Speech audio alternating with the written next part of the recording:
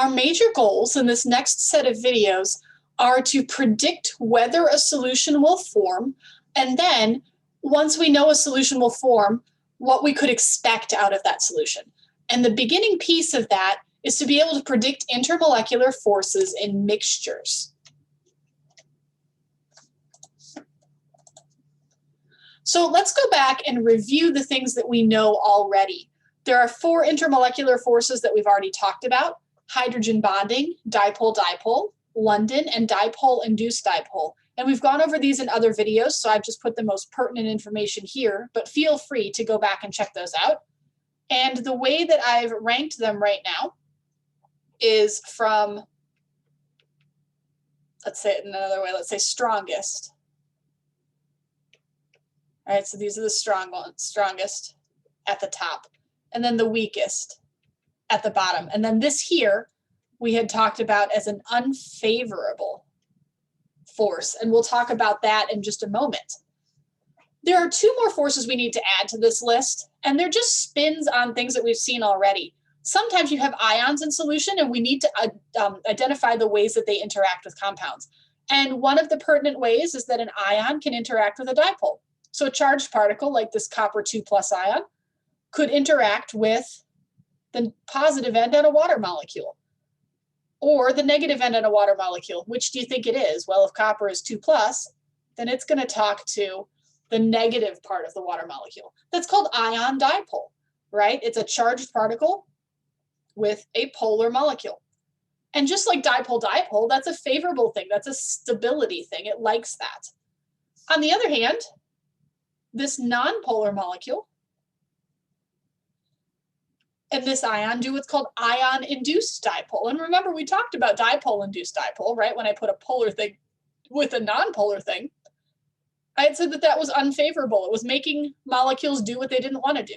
Same thing here, right? I take a charged particle and I try to interact with something that doesn't normally have a charge, so that copper pushes around the electron clouds on our benzene molecule down here.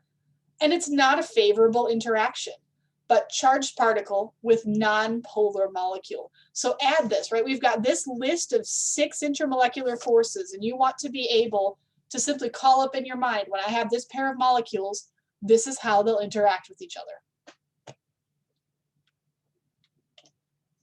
Let's do just a little bit of practice here. So I would like you to predict the dominant intermolecular force between each pair of molecules. And in particular, I'd like you to tell me whether it's a favorable force or an unfavorable force. And so I've got our 6 forces here to list. And remember, it all comes down to polar or nonpolar. So go ahead and pause the video, and we're going to go from left to right and top to bottom. So pause, give it a try, and I'll reveal the answers one at a time. For this first example, I hope you recognize that water on the left and then ethanol on the right are both polar molecules. But more than that, they've got electropositive hydrogens bound to oxygens. And of course, they have oxygens with lone pairs. And so this is a pair of molecules capable of hydrogen bonding. Try the next one. Let's recognize that chloride is a negatively charged ion. And of course, this cyclopentadiene on the right is a nonpolar molecule, all carbons and hydrogens. That means that the interaction that we have is ion-induced dipole, and we said that that was an unfavorable interaction. Let's move on to number 3. From this one, we see that our ethanol on the left is polar, and our toluene on the right is nonpolar. So when I put a polar molecule with a nonpolar molecule, I end up with dipole-induced dipole, which is unfavorable. Last one. So last but not least, we see that our copper ion is near a polar ethanol molecule, which means we have ion-dipole interactions, which are favorable.